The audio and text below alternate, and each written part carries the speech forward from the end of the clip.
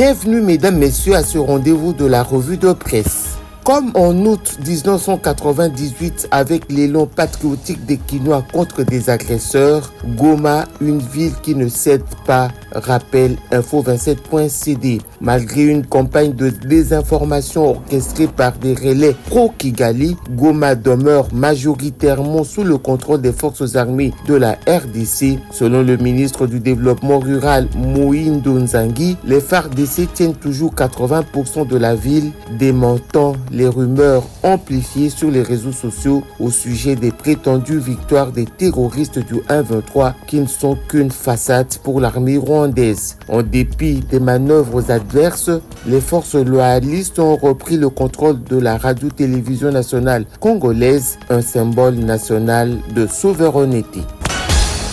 Dépêche.cd rejoint Info27.cd et cite le ministre du Développement rural Mohindo Nzangi qui affirme que déjà à 18h de ce lundi, les FARDC contrôlaient 80% de la ville de Goma. Cet élu de Butembo salue l'héroïsme de l'armée régulière qui s'est battue pour la sauvegarde de l'intégrité du territoire face à cette agression. Il assure que l'armée rwandaise s'est butée à une farouche résistance des FARDC, empêchant même le présumé meeting que comptait tenir Corneille Nangaa, chef de mouvement terroriste AFC.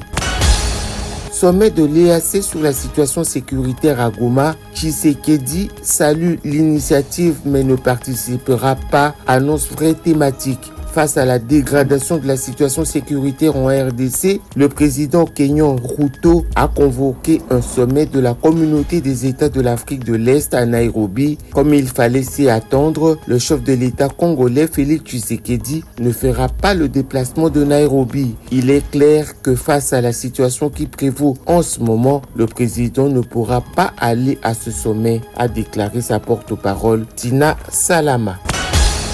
Une nouvelle réunion du Conseil de sécurité de l'ONU convoquée ce mardi sur la RDC révèle 7sur7.cd. Le Conseil de sécurité des Nations Unies va tenir une nouvelle réunion consacrée à la situation sécuritaire et humanitaire dans l'est de la RDC, particulièrement à Goma. Ça sera ce mardi 28 janvier 2025 à 15h de New York, soit 20h de Kinshasa. La présidence RD congolaise espère qu'au cours de cette deuxième réunion, en l'espace de 48 heures, le Conseil de sécurité ira au-delà des condamnations face aux crimes de guerre et crimes contre l'humanité perpétrés par l'armée rwandaise à Goma.